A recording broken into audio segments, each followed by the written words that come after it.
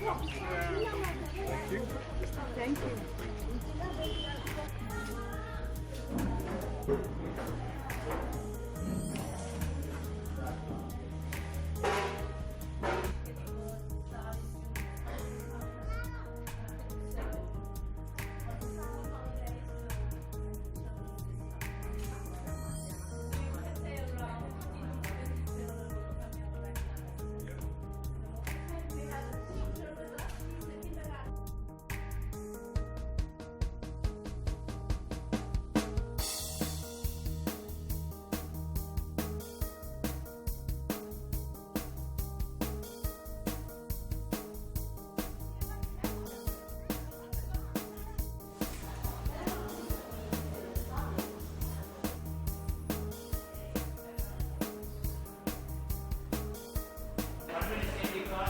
They have to subscribe every month 10 rupees.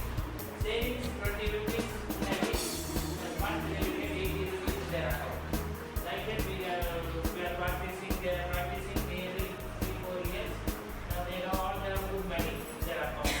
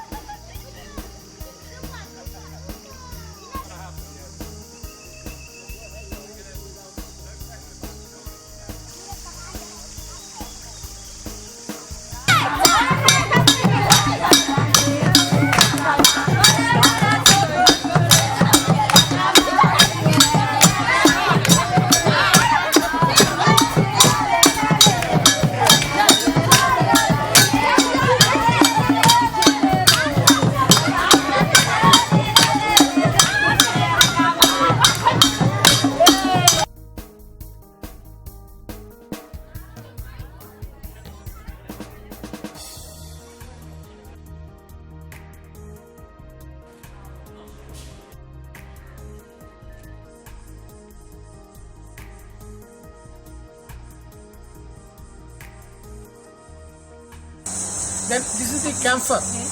Camphor. You know camphor, that white crystal. Actually, that is the genuine crystal we are extracting from these plants. This powder, this rhizome powder, we are using the for precaution of the fever like that. You smell it, no? Very attractive smell.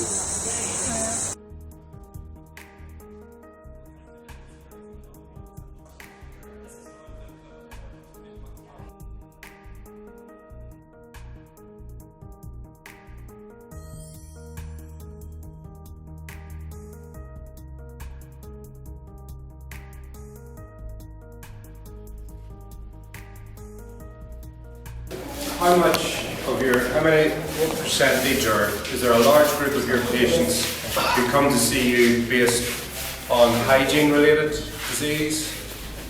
Yeah, there are. Is that the majority or the minority, or what would you say? At these areas, majority of the patients will have hygiene-related problems.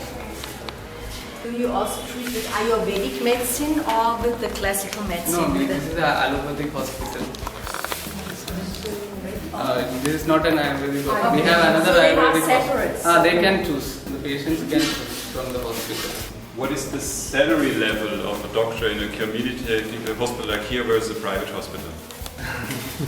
That depends. I think here I think it's about I will say below 1 lakh. Average 70 to 1 lakh.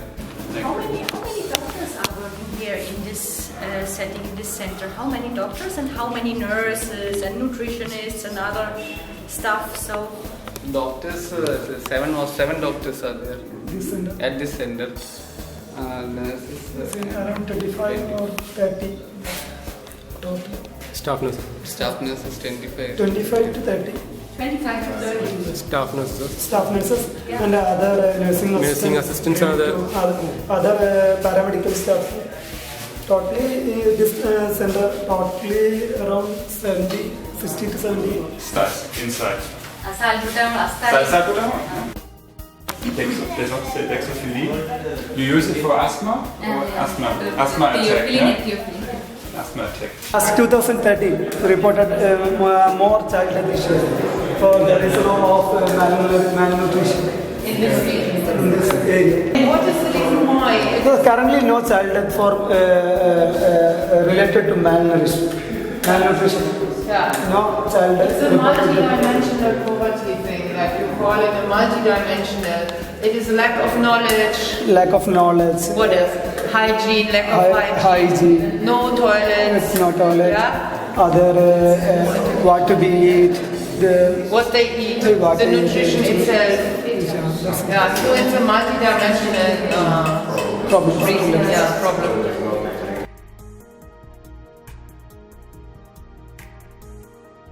Here we are having labor room, casualty, blood storage unit, emergency theatre and specialist doctors. And we are providing 24 hours round the clock admission and OP service.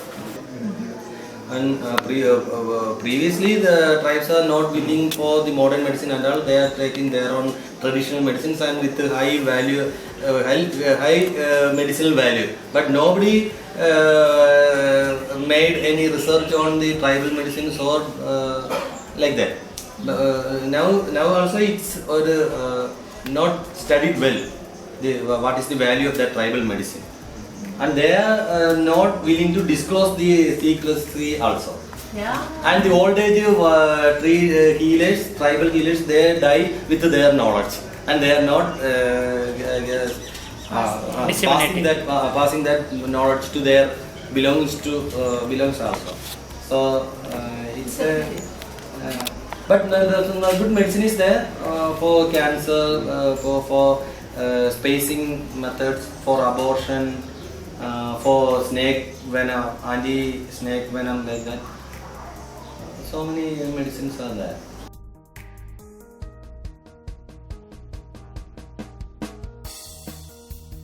Presently, we have got this HOPE project, that's Health, Opportunity and Positive Environment. We are supporting 1,500 families in this area in 8 blocks of Coimbatore district. It is the ongoing program supported by BMSET and KKS.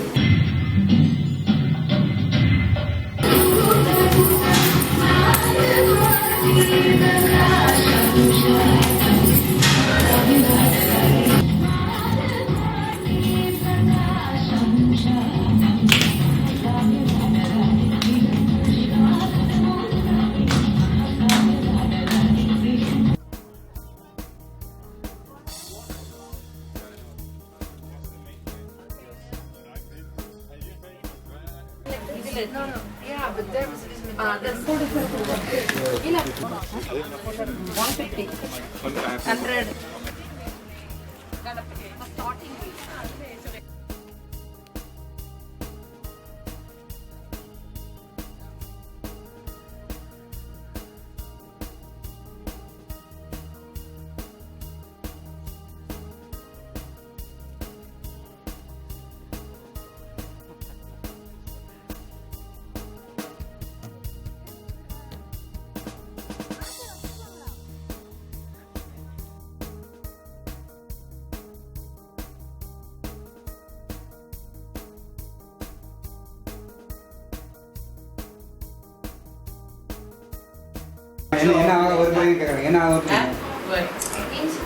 Engineer. Good. And you? Teacher. Teacher. You want to become a teacher, and you? Yeah, she is already working as an engineer, madam.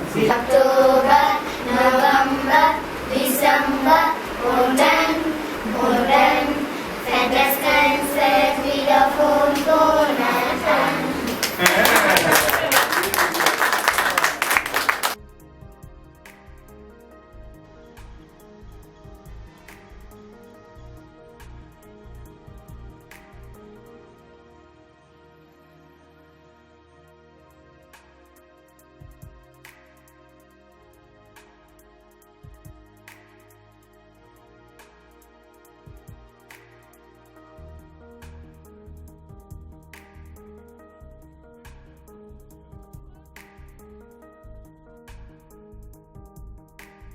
any social problem needs an innovation, right?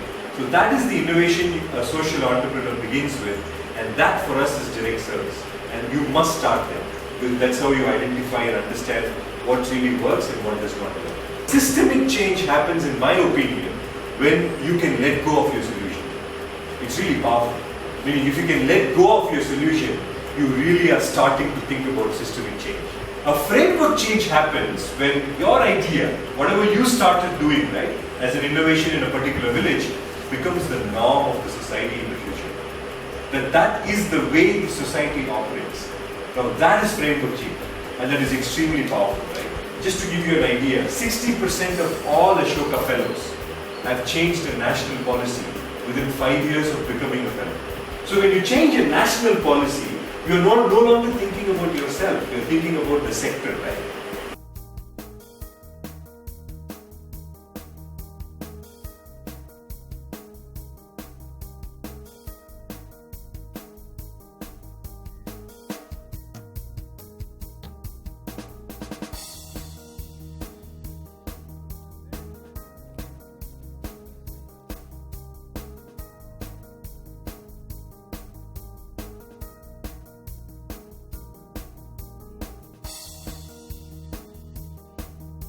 Is there a slum part of Coimbatore, or is this, so we were in the better part, right? You have in every city you have, in Bangalore you have, for example, 60 registered slums. It's a huge amount. And I have been working with the GIZ mainly to implement existing schemes. Yeah? So by law everything is there in India, it is not implemented. And to inform people about their rights. So we also then thought about, let's think about the workshops. Let's think about how we define the workshop topics around the goals and the purposes and the moderation of topics that we discuss. Yes, they'll be taken from the field, but there's a real win-win scenario here. If we broaden the group out, so if we bring some NGOs in the room, if we bring BI into the room, and if we bring our Ashoka Fellows into the room, then you actually go to the exposure trip. I mean, you see the issues and you work on them and you actually deliver something. So you could actually get your hands a little bit dirty and get something done at the end. It would be much more marketable in the organization. One thing that we've learned from being here and how it's going to change how we behave or act or something. So it's something that's going to be different about what we do when we get back to work. Because otherwise this all disappears in the day job. If you don't write it down, if you don't give it a name, then it's gone. Essentially, it's just a nice memory, it's a bubble somewhere in the distance. So give it a name. This week has been full of different experiences, starting with a trip to a tribal village, and then a rural village, through to primary and secondary care provision, and through to the religious aspects of the country. And we've seen so many different elements of the culture and the system in India, and how Making More Health and the Carl Institute, which is where we are trying to help local people. And seeing how the Indian people work and how they've adapted their health economy, it's taught me to be more tolerant of other people's views, to be more respectful of how people approach things in trying to solve a problem that we all have, which is, I guess, making more health or making the best of what we have, and live the life that we wish to do. Coming to India, you really need to put into the bin what you think you will find there, but you have to accept what you see, and what you see is that a happy life does not require the same things that we might think are required for a happy life. And people who are even thanking us for being there, for taking an interest in their life, and I think that was really remarkable. I will bring to my country is how to accept this diversity, have to really be pleased with what you have. What stays with me and what is the most memorable thing is clearly the distribution of wealth is the major problem in India. Yeah? It's a rich country, resources-wise, human resource-wise, and on the one side you have super rich people, you have infrastructure, and on the other side you still have poverty. We we forgetting about basics, and we don't really appreciate basics. So I mean, even food that we eat, the time that we spend with our friends or colleagues, we are surrounded by various distractors like TV, internet. We constantly thinking about work and we constantly doing something. So there is at the end very, very little time for reflection. This exposure trip will help me to remember that my standards are not everyone's standards, to be open when dealing with others, and to constantly challenge my own perceptions, thoughts and beliefs. I was expecting to see a situation where there is no out, but to be honest, what we see this week is really was really something else. India is a rich country, and government has a lot of schemes in place. So actually, I mean, you can see light at the end of the tunnel. It's just that, and I can really see that what we're doing here can make a big difference. Our first day, everyone looked at the village, everyone interacted with the people in the first village and came away shocked and made some immediate assumptions which subsequently turned out to be wrong about what problems and solutions might be. It really hit home to me the fact that what you see when you're trying to tackle a problem isn't normally the real problem. The real systemic thinking is needed, and that's as true when you're looking at a social project here in India as it is when you're tackling a business project back at home. I haven't seen a single Indian person who is not humble, who is not modest. I mean, the skill of empathy they have is certainly something we should learn from outside of the Indian world. Clearly, we can bring knowledge in, we can bring in our experience, but I would assume for us to come here, they benefits us much more than we actually help them. I mean, we actually basically come to here to have an experience, and this experience will stay with me for a really, really long time. So it's not, as you would expect, that you think about India as a place with great poverty. No, it's the coexistence of poor and rich people, and that stays in my memory most. So I've learnt, and I will take back with me, a huge amount of good work that Burana with Ashoka does through making health in this country. For me, it is also very something that I'm taking back is that I can spend more time on reflections, and from time to time it's necessary just to turn off the mobile or go to a place without internet and enjoy and appreciate what is around us, and appreciate even food that we eat.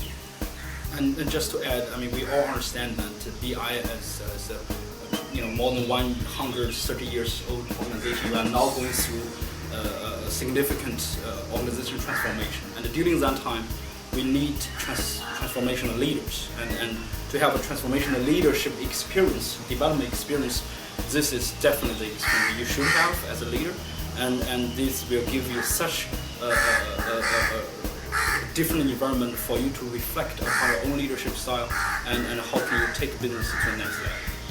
So I also learned that you could live with very small money, and probably sometimes be very attracted to many surroundings what we have, a lot of things we have at home. I will teach also my children that you could live really with minimal toys and dress and everything. So this was great learning.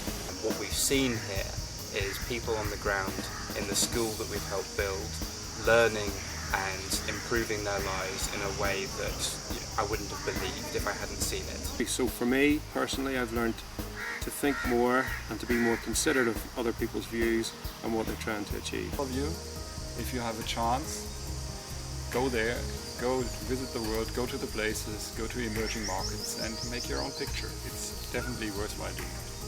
Yeah, and I think that Making More Help has won a lot of more ambassadors through this experience here and through this exposure. So we are very thankful for the company to send us here to give us a great experience.